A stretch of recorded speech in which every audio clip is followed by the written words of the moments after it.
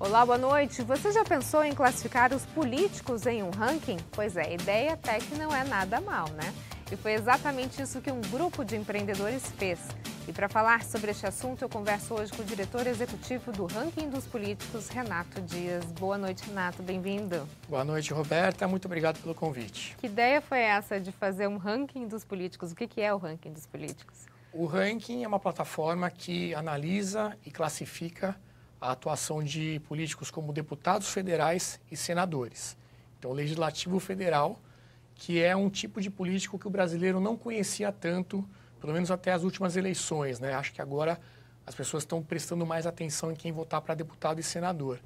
Então, a ideia partiu de uma necessidade dos fundadores, que estavam procurando informações para escolher o voto, em quem votar, em deputado e senador, numa eleição em 2010. E aí eles tiveram muita dificuldade para encontrar essas informações, não sabiam o histórico dessas pessoas, não tinham referências ali com fontes boas de informação. E neutras, né? Fontes neutras. Exatamente. Então, quem falava deles falava sempre com algum viés ou com algum interesse por trás. E aí eles tiveram a ideia, não, vamos nós fazer então um ranking, colocar ali todas essas informações mais relevantes sobre os políticos e aí ser uma fonte de informação para todo mundo que passe por essa dificuldade. Tanto na hora da eleição, como também durante o mandato, para saber o que cada um está fazendo lá em Brasília. E o objetivo principal foi esse, na verdade, esclarecer as pessoas sobre cada um. Isso é referente em todos os estados do Brasil? Os deputados e senadores de todo o Brasil, então 513 deputados, 81 senadores. E aí o objetivo é separar o joio do trigo, né? Saber o que cada um fez. Às vezes a pessoa fala alguma coisa, você tem onde consultar, ver como ele votou nas matérias mais importantes, quanto ele gasta daquela cota parlamentar, se ele tem processos judiciais, enfim, tudo aquilo que a gente quer saber sobre os políticos num lugar só, ao invés de você ter que ficar pulando de site em site procurando essas informações. E todos esses aspectos que você está mencionando, eles são alimentados por quem? Pessoas específicas? O nosso site ele é integrado com os sites do Senado e da Câmara. Então, as informações vêm automaticamente, diretamente da fonte oficial. Então, tudo que está lá tem uma origem que a mesma informação que você encontra no ranking dos políticos é a que vai estar no site da Câmara. Mas no nosso site é uma coisa muito mais organizada, mais fácil de encontrar. O site oficial, às vezes você tem que apertar vários links, você não encontra. A gente não sabe até se é de propósito, às vezes, né? Mas a gente faz justamente esse trabalho de organizar essas informações e aí também a partir dos processos judiciais, que aí seria nos tribunais, né, que estão essas informações, a gente junta tudo isso e coloca no site do ranking. Até porque nesses sites oficiais você tem a informação cedida pela assessoria do parlamentar, né? Então, dificilmente vai ter alguma informação contra ele, né? Aí você está falando da questão dos... Isso, dos processos a gente pega nos tribunais e no site da Câmara e do Senado vai ter lá quanto ele gastou, se ele faltou ou não, e os votos dele nas decisões do Congresso, né? Se ele votou a favor ou contra as matérias que são votadas lá em Brasília. Esse site, então, a gente pode dizer que ele é totalmente imparcial? A questão da parcialidade, Roberta, funciona assim. Nós temos alguns critérios do ranking que são bem indiscutíveis, né? Então, vamos falar um pouquinho dos critérios. A falta nas sessões do plenário. Então, aqueles que faltam ao trabalho perdem pontos. A gente concorda que todo mundo vai achar isso um bom critério. A parte dos gastos. Então, os políticos que economizam o dinheiro público, que gastam menos da cota parlamentar, com gasolina, com xerox, com passagem aérea, assessores, tudo isso é levado em conta. Aqueles que gastam menos também são recompensados no ranking. Aí a questão dos processos judiciais. Então, os que têm ficha limpa têm uma posição melhor no ranking, aqueles que respondem a processos vão tendo pontos descontados. E aí a gente tem um critério que é o que a gente chama de qualidade legislativa, que é como ele vota nas principais decisões do Congresso. E aí você pode ter uma opinião diferente sobre alguma votação. Como é que a gente resolve isso? Nós temos um conselho de avaliação de leis, que é formado aí por cerca de 25 a 30 profissionais do mercado, advogados, cientistas políticos, economistas, pessoas com reconhecida capacidade nos seus mercados, e lá no site você vê quem são essas pessoas. E aí a gente analisa as votações, Roberta, levando em consideração principalmente 3 aspectos. O combate à corrupção, o fim de privilégios e uma maior eficiência da máquina pública. Então, por exemplo, fim do foro privilegiado. A gente acha que é algo importante, que é algo que traz benefícios para o Brasil, né? Fim da corrupção. Então, os que votaram, a gente teve a votação no Senado. Senadores que votaram a favor do fim do foro privilegiado ganharam pontos no ranking. Outro exemplo, fundão eleitoral, aquele fundo de dinheiro público que eles criaram para bancar as campanhas eleitorais. O Conselho do Ranking também entende que isso não deveria acontecer, algo que o dinheiro deveria ser usado para outras coisas, saúde, educação, segurança. Então, quem votou a favor do fundão perdeu pontos, quem votou contra ganhou pontos. Então, é assim que funciona, juntando todos esses critérios, a gente tem a pontuação do ranking. Essas informações, elas estão sendo alimentadas no site desde quando? O site está no ar desde 2012, então a gente já passou aí 2 eleições, né? E agora que a gente está começando uma nova legislatura, então o site está zerado, a gente acabou de colocar aí todos os novos congressistas, e aí agora, a partir desse ano, à medida que as coisas forem acontecendo, os gastos, as faltas, as votações, os políticos vão ganhando pontos e aí a gente vai ter a classificação. Então agora está super fresco, está começando, está todo mundo ali embolado, e aí ao longo do tempo a gente vai ter mesmo a classificação do ranking com esses critérios que eu comentei. Você acha que de alguma forma o ranking dos políticos ajudou a melhorar a política do país na questão das eleições? Olha, a gente está sentindo que sim, Roberta. A gente teve mais de 6 milhões de consultas na época da eleição, então foi um pico assim muito alto mesmo no ano passado. A gente tem um feedback dos políticos nos procurando, então é algo que antigamente a gente tinha que ir lá bater na porta, apresentar o projeto, falar como é que funcionava, só que hoje inverteu essa mão. Então eles estão dando importância, eles nos procuram, a gente faz uma premiação para os melhores colocados do ranking, que isso é algo, acho que é algo importante também. Você falar só mal dos políticos não resolve o problema. Sim. Né? Falar que todo mundo não presta, que só tem ladrão. Porque eles estão lá e alguma coisa eles vão ter que fazer, né? Eles não dá para tirar eles. E aí você tira o incentivo daqueles que são honestos, daqueles que estão bem intencionados. Se você coloca todos no mesmo saco, você perde a razão de alguém querer estar lá. Então a gente reconhece os bons trabalhos, a gente faz um prêmio anual para os 30 melhores, que seria aí os 5% melhores de Brasília. Então a gente percebe que eles estão dando mais importância para o ranking, a audiência do site está subindo e a gente quer ser uma referência. Quando alguém falar o nome de algum deputado ou senador, você vai lá no site do ranking dos políticos e puxa toda a informação que você quiser sobre ele. E esses 5% de bonzinhos, qual a premiação que eles recebem? Não tem uma premiação em dinheiro, não tem nada nesse sentido. A gente faz uma cerimônia, uma entrega de um troféu e é algo que os políticos vão poder usar para mostrar para os eleitores ali como um selo de qualidade, para mostrar que eles estão fazendo um bom trabalho e tem ali o porquê, né? De onde vem aquela pontuação dele. Então, eles podem usar isso como uma forma de reconhecimento, passar isso para a imprensa, para os eleitores dele, e aí ser, como eu disse, um selo de qualidade. Não tem nenhuma premiação diferente disso, além do que um troféu e uma cerimônia lá em Brasília. Ok, no próximo bloco a gente continua a falar sobre o ranking dos políticos. Nós voltamos em instantes. Até já. O ND está de volta e o nosso assunto de hoje é o ranking dos políticos e eu converso com o diretor executivo, Renato Dias. Renato, a gente está entendendo um pouquinho melhor o que é esse site e você falou que as informações elas são alimentadas por um grupo de pessoas de acordo com o site oficial e alguns tribunais, enfim, né? Agora, a população, de uma forma geral, ela tem como participar da construção desse site? Sim, os internautas eles podem participar comentando no perfil dos políticos, dando opiniões sobre o trabalho que eles estão fazendo. A gente tem aquele sistema de estrelinhas para você dar uma nota para o político, como a gente vê aí em sites de produtos, de hotéis. Você pode também classificar e ver ali qual é a média das notas que ele está recebendo, né? E tem uma outra ferramenta muito legal, Roberta, que é o que a gente chama de Meu Ranking. Eu comentei no bloco anterior que a gente avalia ali as votações dos políticos lá em Brasília. Então, às vezes pode ter uma votação que o eleitor não concorda com a análise que foi feita pelo ranking, né, pelo nosso conselho. Sim. Então pode ter alguém, por exemplo, que acha que o fundo eleitoral é algo importante para ser ali o financiamento das campanhas e tal. Então ele pode alterar esse critério. Ele inverte aquela lógica de quem votou a favor perder pontos e quem votou contra ganhar pontos. E aí ele aperta um botão e ele tem um ranking personalizado, de acordo com aquilo que ele acredita.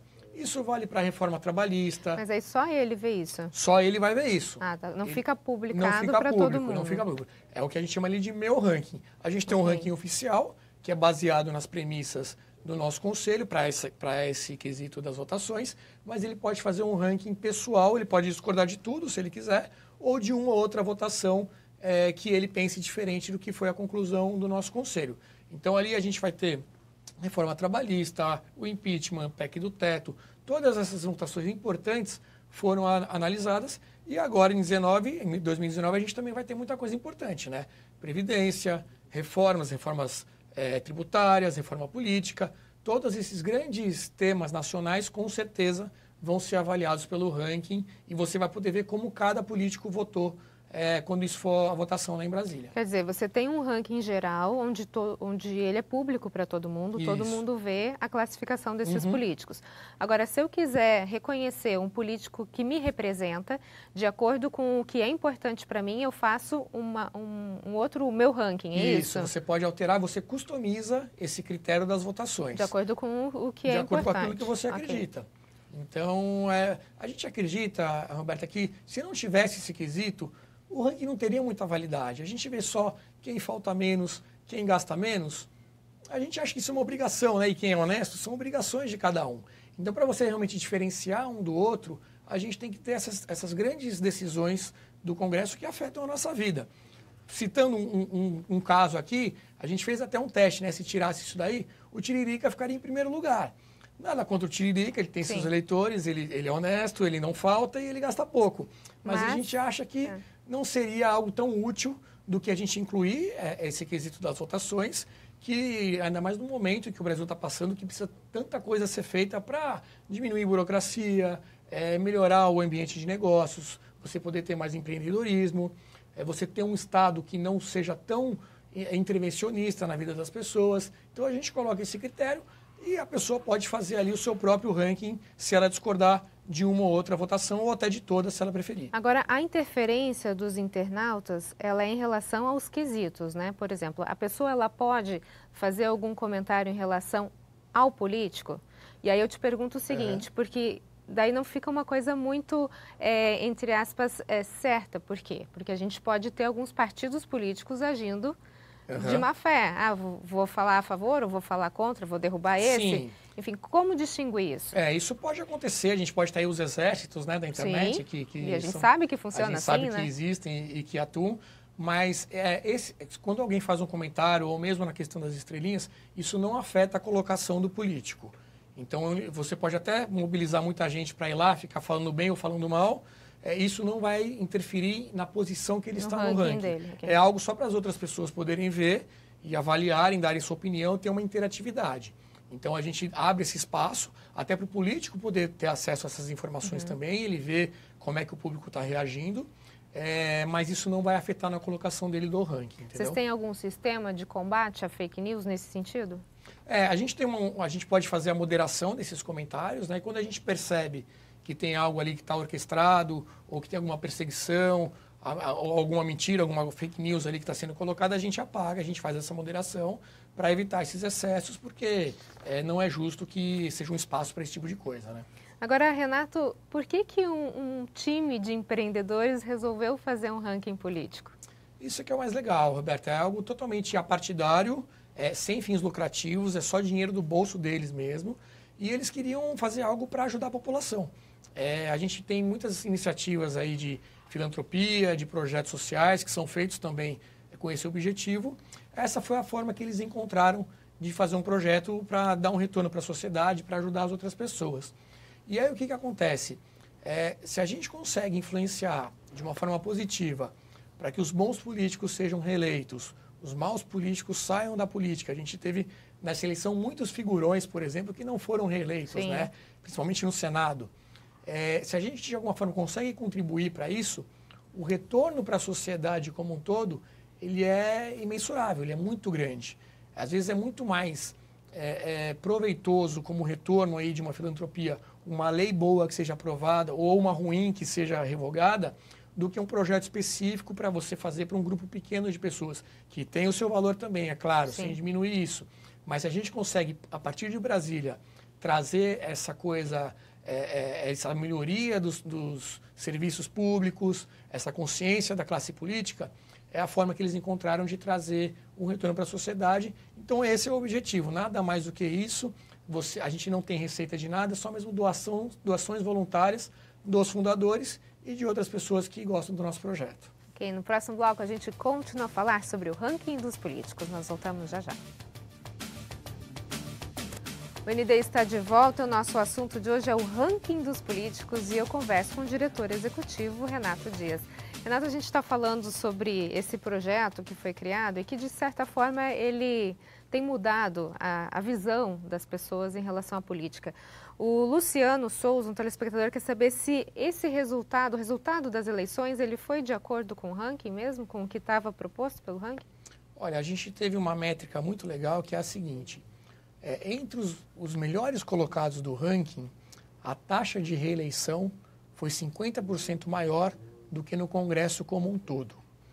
Então, assim, estar bem colocado no ranking aumenta a sua chance de ser reeleito em 50%. É um número que a gente passou até para todos os políticos, eles reconheceram que é uma coisa que ajuda, você tem ali algo para mostrar, você tem alguém que te acompanhou durante os 4 anos e te colocou numa boa posição. Então, difícil a gente taxar isso que realmente foi por causa do ranking, a gente acha que a gente ajudou de alguma forma, mas a gente conseguiu enxergar que os melhores colocados tiveram um bom desempenho na eleição. Ou seja, a gente pode dizer que o ranking espelhou a realidade que se formou, a realidade política. Sim, de alguma forma sim. A gente acha ainda que tem um longo caminho, né, para que realmente a gente consiga ver um resultado realmente fidedigno com o que a gente mostra no ranking. A gente está crescendo eleição após eleição, isso vai melhorando. Mas é importante dizer também que a nossa ideia do ranking é para que ele seja consultado durante todo o mandato, não apenas na época de eleição. Então, ali, semana a semana, a gente atualiza os gastos, as faltas deles, as votações de as grandes decisões do Congresso.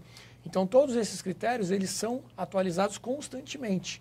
E aí o eleitor pode acompanhar e não esperar só na véspera da eleição para aí analisar e conhecer quem são os candidatos. Ele chega na época da eleição muito mais consciente, com muito mais base para dar um voto realmente com critério do que aquela coisa que, em que eu voto, pergunta para um parente, pega um santinho no chão. É isso que a gente quer acabar e a gente acha que está acontecendo no Brasil. Você acha que, de certa forma, a visão política tem mudado? A gente está falando que houve uma renovação, né? Sim. Será que essa renovação ela foi o suficiente para a gente ter uma nova forma de política? Eu acho que essa última eleição ela foi marcada por esse desejo de renovação, né? A gente ainda não consegue avaliar se foi uma renovação boa, ruim, acho que tem aí um tempo para ser feita essa análise, mas sem dúvida as pessoas queriam mudar. A gente não pode esperar que em uma eleição a gente já consiga ter toda a população consciente, sabendo o que está fazendo, mas foi um primeiro passo. Agora, o que a gente consegue perceber, sim, é uma maior participação na política de todo mundo. A gente teve um exemplo agora no começo do ano, que foi a votação para eleger o presidente do Senado. Sim. Né? Havia ali um Renan Calheiros, que todo mundo dava como barbada, certo, né? Queria ganhar aquela eleição. Houve a pressão popular, houve muita gente ali, internet, WhatsApp, ranking, outros movimentos, que pressionaram os senadores para que fizessem um voto aberto. Pelo regimento até do Senado seria um voto fechado, mas a pressão das ruas, a pressão popular, fez com que todos tivessem que abrir o voto e aí o Renan perdeu a eleição. Para nós é um claro reflexo desse tipo de movimento, desse tipo de envolvimento da população que até bem pouco tempo atrás não acontecia. Então a gente teve impeachment, a gente teve as eleições, a gente teve agora essa eleição no Senado, muita coisa acontecendo que mostra que a relação do brasileiro comum com a política está mudando, ela já mudou. E o nosso projeto é mais um desses sinais que mostram essa mudança e que a população pode usar para exercer a sua cidadania ali e pressionar os parlamentares quando achar que é o caso. A gente vê um posicionamento mais consciente da população, né? Vamos falar um pouquinho de política, então, Vamos já que lá. a gente está falando de ranking. Hoje, a gente vê o PSB muito mais como um partido de oposição, às vezes até tomando o lugar do PT. Você acha que isso pode vir a acontecer efetivamente? O que eu enxergo aí, falando a opinião minha, Renato, né? Não como ranking, mas o que a gente está enxergando é que a esquerda está se reorganizando, né? Então, o PT sofreu uma derrota muito grande nessas últimas eleições. Apesar deles ainda terem uma bancada bem representativa, eles perderam cerca de 30 cadeiras lá dentro. O PSL agora se igualou, pode até ficar maior, dependendo ali das movimentações dos políticos. Então, existe ali uma reorganização da esquerda. PDT, com o Ciro, está tentando se tornar ali o protagonista, e os outros partidos, como o PSB, PSOL, PROS, enfim, esses partidos da oposição, está cada um ali tentando se encontrar para ver qual papel vai exercer daqui para frente, né? Então, acho que o PSB está dentro desse ambiente aí de tentar se encontrar e definir qual vai ser o papel de cada um. Mas você acha que ele é o protagonista principal desse cenário ou não? Difícil dizer por enquanto, eu acredito que não. Acho que ainda é o PT, a gente não pode menosprezar a força do PT. Você tem Rede, você tem PSOL, como eu disse, que eles têm muita voz, né? Seja na mídia, seja aí nos veículos de comunicação. Então, eu ainda acho cedo para definir quem vai ser esse protagonista. A gente tem que esperar mais um pouco. A gente tem que ver como as coisas vão acontecer, as votações, as discussões nas comissões e tudo isso. O que a gente viu, com certeza, foi essa mudança dos protagonistas. A gente não tem mais, o PSDB perdeu muito, o MDB, né, agora perdeu muito também, e o PT. Como é que esse jogo vai funcionar a partir de agora? Só mesmo alguns meses para a gente ter essa resposta. Agora, muitos militares foram eleitos, né? A gente pode dizer que foi a eleição dos militares. Foi. O que a gente pode esperar de bom, se é que a gente pode esperar alguma coisa de bom dos militares em relação à nova política agora? Eu acho que a aproximação dos militares, a gente tem coisas boas e coisas ruins também, né? Tem muita gente que a gente percebe que foi eleita só porque tinha ali um major alguma coisa, ou comandante tal, ou tenente alguma coisa. Pela tendência que a política estava tomando, pela tendência, pelo né? efeito Bolsonaro, Exatamente. Que foi um fenômeno ali que realmente ninguém conseguiu prever, que realmente até essa votação tão expressiva para trazer com ele uma bancada também. Por outro lado, em áreas mais técnicas, em áreas, por exemplo, dos ministérios, a presença dos militares até o momento, ela parece positiva. A gente tem ali pessoas técnicas, a gente tem pessoas que conhecem o Brasil, algo que nos ministérios dos governos anteriores, muitas vezes era naquele sistema do toma lá da cá. De você dar as vagas para os partidos, de você fazer algum agrado para conseguir ter alguma votação no Congresso, e isso realmente era algo muito ruim. Dentro do executivo, dentro dessas áreas mais técnicas, eu entendo que a presença dos militares é algo que até o momento tem se mostrado boa. Na parte ali dos congressistas, eu acho que ali a gente vai ter casos e casos. Tem militares que têm boa capacidade, que têm boa intenção e que têm um histórico que os credenciam, mas também há os casos, como eu citei no início da resposta, de pessoas que foram nesse bolo aí do PSL, do efeito Bolsonaro, e que eles também nem têm uma posição muito bem definida, né? O Bolsonaro está se colocando ali como um governo mais liberal, mais pró-economia, muito por conta aí dos planos do Paulo Guedes. Por outro lado, essas classes, geralmente, elas são mais corporativistas, né? Elas não querem perder privilégios. E é uma coisa... Agora essa questão da reforma da Previdência. A reforma da Previdência vai ser uma prova disso. Então, como é que eles vão reagir num momento como esse? Eles vão votar a favor da perda desses privilégios que eles defendiam? O próprio Bolsonaro, enquanto ele era deputado, ele defendia essa classe. Agora ele teve que mudar o discurso. De lado, né? É isso aí. Renato, muito obrigada pela sua participação. Sucesso aí no Ranking dos Políticos. Obrigado pelo espaço. Até a próxima. A gente fica por aqui. Uma ótima noite para você. Até mais.